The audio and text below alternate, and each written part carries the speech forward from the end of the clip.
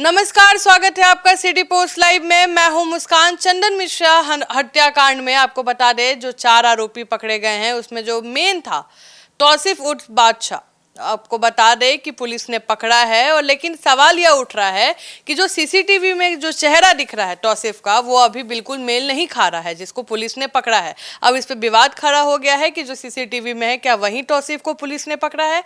इस पे बातचीत करने के लिए हमारे साथ मौजूद हैं वरिष्ठ पत्रकार श्रीकांत प्रत्युष। सर, ऐसा क्यों है कि जो सीसीटीवी फुटेज में दिख रहा है वो चेहरा मेल नहीं खा रहा है? देखिए, आपको याद होगा कि जब खेमका हत्याकांड हुई थी और पुलिस ने शूटर को पकड़ा था, तो इसी तरह के सवाल उठे थे कि सीसीटीवी में तो शूटर पतला दिख रहा है, दुबला दिख रहा है, जो पकड़ा गया है वो मोटा है, 102 केजी का है। हाँ, तो कई तरह की बातें उठी। इस बार भी जो बादशाह पकड़ा गया है, तौसीफ उर्फ बादशाह, उसको लेकर लोगों के जहन में सवाल उठ रहा है कि भाई जो सीसीटीवी में हीरो जैसा दिख रहा है शूटर, वो तो है ही नहीं, वो तो अलग आदमी था, ये अलग है। लेकिन सच्चाई ये है कि ये इतना शातिर है, इतना चालाक है कि उसने अपनी पूरी हुलिया ही बदल ली है। आपने देखा कि सीसीटीवी में दिख रहा है कि अस्पताल में कैसे हीरो बनकर जा रहा है। अस्पताल के उस कमरे के बाहर पहुंचकर जहां चंदन मिश्रा का इलाज हो रहा था, 5 शूटर अपने कमर से पिस्टल निकालते हैं और कमरे में घुसकर फायरिंग शुरू कर देते हैं। तो वहां भी वो निर्भीक दिख रहा था, कोई डर नहीं दिखाई दे रहा था उसके चेहरे पर। शूट आउट के पहले विलन की तरह एंट्री किया, शूट आउट के पहले भी, शूट आउट के बाद भी। और वहां से भागा, सीधे पहुंच गया कोलकाता। लेकिन कोलकाता जाकर उसने पूरा हुलिया ही चेंज करा लिया, क्लीन शेव हो गया। बाल जो बड़े बड़े थे, लहरा रहा था बाल, झटका दे रहा था, वो सब कटवा कर छोटा कर लिया। तो क्लीन शेव हो गया, तो पहचाने में नहीं आ रहा है, लग रहा है कि बच्चा है। तो पुलिस ने कैसे पकड़ा सर, जब चेहरे में इतना अंतर आ गया, पूरा बियर्ड लुक से पूरा क्लीन शेव हो गया, पकड़ा कैसे पुलिस ने? देखिए, पुलिस का भी मैकेनिज्म है। पुलिस ने तो उसके रिश्तेदारों को पहले उठाया, उनसे पूछताछ की, उसका सुराग मिला और पुलिस और एसटीएफ की टीम पहुंच गई कोलकाता। बंगाल एसटीएफ के सहयोग से पकड़ा गया है। बंगाल एसटीएफ का बहुत अहम रोल रहा है चंदन मिश्रा के शूटर बादशाह की गिरफ्तारी में। तो जब पुलिस ने पकड़ा तो वाकई पुलिस भी हैरान ही थी कि जिसको हम खोजने आए वो तो है ही नहीं, यहाँ तो कोई दूसरा लड़का है।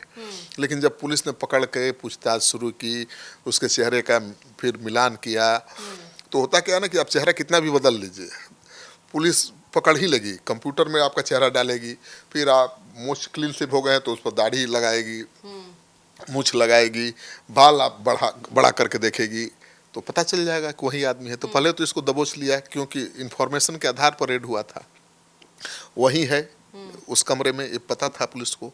तो पुलिस ने उसको दबोच लिया। उसके साथ एक लड़की भी थी, कोई प्रतिमा दास, उसको भी पुलिस ने दबोचा और पूछताछ में उसने सब कुछ बयान दे दिया। अब तो 4 घंटे तक पुलिस मुख्यालय में एडीजी हेडक्वार्टर कुंदन कृष्णन और तमाम जितेंद्र और बाकी अधिकारियों ने पूछताछ की, और पूछताछ में उसने कई बड़े खुलासे किए हैं जिसके बारे में पुलिस ने अभी आधिकारिक तौर पर कोई जानकारी नहीं दी है। लेकिन उसी से पूछताछ के बाद आरा में इनकाउंटर हुआ है 3 शूटरों के साथ, और उनके पैर में हाथ में गोली लगी है। कहा जा रहा है कि शूटरों को चुनौती दी पुलिस ने, उनको चेतावनी दी कि सरेंडर कर दो, तो उन्होंने फायरिंग कर दी। पुलिस ने भी जवाबी कार्रवाई की और उनके पैर हाथ में गोली लगी है, अस्पताल में भर्ती है। सर, कितना पैसा मिला था तौसीफ को ये मर्डर को अंजाम देने के लिए? देखिए, शेरू सिंह ने 10 लाख में सुपारी दी थी और तौसीफ उर्फ बादशाह को ही 5 लाख मिलना था, लेकिन उसको अभी 1 रुपया मिला भी नहीं है। हत्या के बाद उसको ये पैसे मिलने थे। मतलब एडवांस पैसे के बिना उसने मर्डर कर दिया? बिल्कुल, उसका मर्डर करना उसका पैशन है। वो तो बड़ा नाम कमाना चाहता था। पैसे के लिए ही करता होगा? पैसा के लिए ही, सुपारी शूटर किलर है, तो पैसे के लिए ही किलिंग करता है। लेकिन कभी किलिंग करते करते ये नशा हो जाता है किलिंग, तो उसको नशा था कि भाई हम किलिंग करेंगे, नाम कमाएंगे। और जिस तरह से वो चेहरा खोल करके बिना नकाब पहने अस्पताल में गया, शूट आउट को अंजाम दिया और कोशिश करता हुआ दिखाई दिया कि वो पूरा हीरो बनना चाहता है। वो चाहता है कि लोग पहचाने कि यही शूटर है जो कभी भी घुस के कहीं भी किसी को मार सकता है। तो उसकी योजना ही अलग थी। पैसा तो मिलेगा ही, जब तय है तो पैसा नहीं मिलेगा तो सुपारी देने वालों को ही नहीं टपका देगा, इतना दुसाहसी है तो पुलिस ने उसको तमाम पहचान छिपाने की कोशिश के बावजूद पुलिस ने, एसटीएफ ने उसको दबोच लिया। चंदन मिश्रा की हत्या के तुरंत बाद उसने अपना हुलिया पूरा बदल लिया था और बाल इतने छोटे करा लिए थे, क्लीन शेव करा लिया था कि लग रहा है कि बच्चा है। और लोगों को विश्वास ही नहीं हो रहा है। कोर्ट में पेशी के लिए लाया गया तो लोगों को भरोसा ही नहीं हो रहा था कि भाई वही शूटर है जो सीसीटीवी में दिख रहा था, ये तो और है। सीसीटीवी में कुछ और दिख रहा था, बड़ा बड़ा दाढ़ी बाल, हीरो जैसा, लेकिन ये तो दिख रहा है बच्चा जैसा। लेकिन ये बच्चा इतना खतरनाक है कि कभी भी पैसे के लिए कुछ भी कर सकता है। और इसकी जो तस्वीर भी कई नेताओं के साथ वायरल हुई है सोशल मीडिया में, उसमें भी वो दाढ़ी और मूंछ में ही दिखाई दे रहा है, बड़े बड़े बाल दिखाई दे रहे हैं। लेकिन अचानक उसने ये हुलिया बदल लिया। उसको पता था, अंदेशा था कि भाई हम तो सीसीटीवी पर दिखे हैं हीरो की तरह, तो पब्लिक भी देखेगी तो बता देगी ना, तो पब्लिक पहचान ही नहीं पाएगी। सच है, हुलिया बदलने का इतना फायदा उसको मिला है कि कोलकाता पटना से गया, बाई रोड गया, कोई पहचान नहीं पाया। पुलिस को, पब्लिक ने कोई सूचना नहीं दी। पिक्चर देखने अगर हम जनता को भी दिखाएंगे तो वो भी एक बार में पहचान नहीं पाएगी, कोई नहीं हम नहीं पहचान पाएंगे। लेकिन सच्चाई यही है कि उसने पूरा हुलिया अपना बदल लिया था। बक्सर के कुख्यात थे चंदन मिश्रा और पैरोल पर छूटे थे 15 दिन का। गांव जब वो गया था चंदन मिश्रा तो गांव पर आ रहा था, तो उससे मिलने शूटर गए थे गांव पर, दोस्ती निभाने भी गए थे। तो क्या चंदन मिश्रा को पता था कि उसकी हत्या होने वाली है? अब जो ऑडियो एक वायरल हुआ है जिसमें शेरू सिंह बात कर रहा है फोन पर चंदन मिश्रा से, कहता है बाबा का हालचाल बा, शेरू सिंह। हाँ, और वो चंदन मिश्रा कहता है कि मेरा रेकी करा रहे हो, पता चला है। उसके बाद गाली गलौज शुरू हो जाती है। ठीक है, तो उस ऑडियो से लगता है कि उसकी रेकी चल रही है, चंदन मिश्रा को पहले से पता था। और चंदन मिश्रा ने शायद इसी बात को ध्यान में रखते हुए, इसी खतरे को ध्यान में रखते हुए शास्त्री नगर थाने को सूचना भी दी थी कि मैं यहाँ इलाज करवा रहा हूँ अपने पिता का और अपना, तो मुझे सुरक्षा चाहिए। लेकिन पुलिस ने कोई एक्शन नहीं लिया। ऐसे भी पैरोल पर कोई अपराधी छूटता है तो डीएम को सूचना दी जाती है, एसपी को सूचना दी जाती है, थाने को सूचना दी जाती है। जेल प्रशासन ने Patna DM, Patna SSP, Buxar DM, Buxar SSP को सूचना दी थी कि पैरोल पर छूट रहा है, इसको यहाँ रहना है और उस पर निगरानी रखी जानी चाहिए।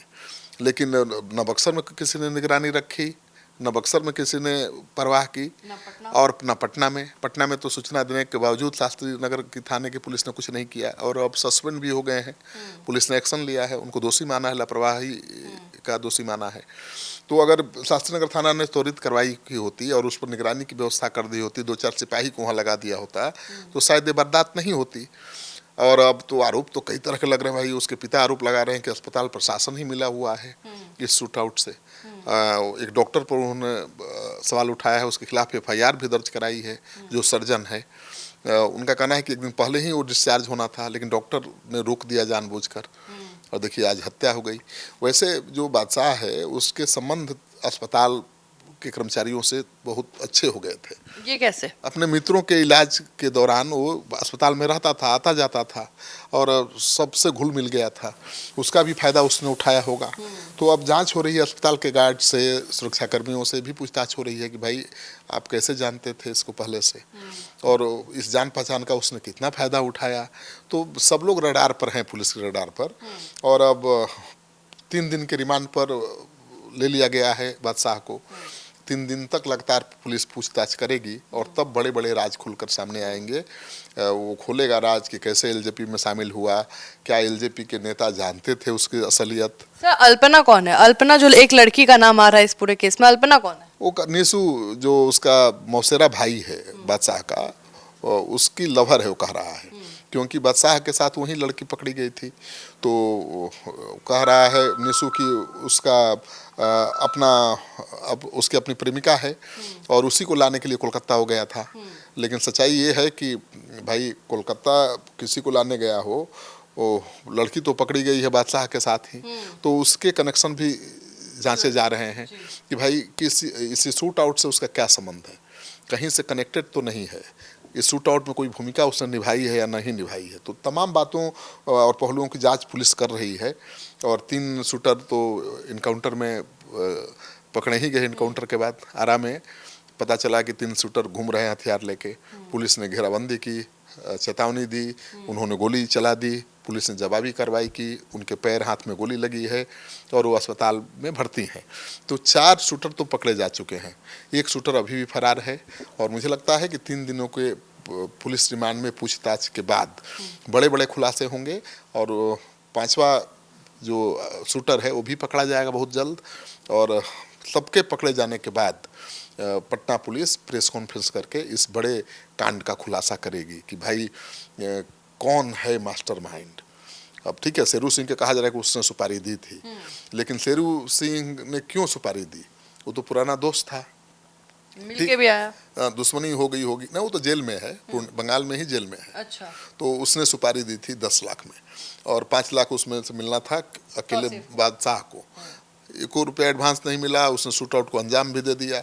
और उसकी जो तस्वीर सामने आई है उससे तो साफ है कि वो बड़ा नाम बनना चाहता था, वो बड़ा क्रिमिनल बनना चाहता था और ऐसे ही वारदात को अंजाम देकर जो अपराधी हैं बड़ा नाम कमाते हैं।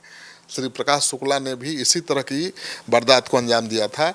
1998 में पटना के सरकारी अस्पताल इंदिरा आयुर्विज्ञान संस्थान में घुसकर मंत्री बृज बिहारी प्रसाद की हत्या कर दी थी और उसके बाद वो बड़ा नाम हो गया था।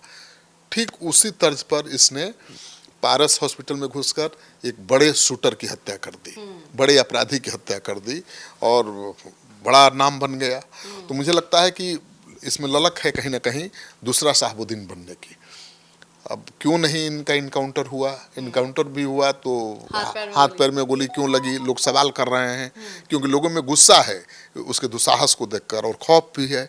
लोग डर रहे हैं कि भाई ये जिंदा है तो जेल से भी आतंक मचाएगा, लोगों से कॉल आ सकता है फिरौती के लिए। बिल्कुल, तो लोग कह रहे हैं कि इसको छोड़ा क्यों, मार क्यों नहीं दिया।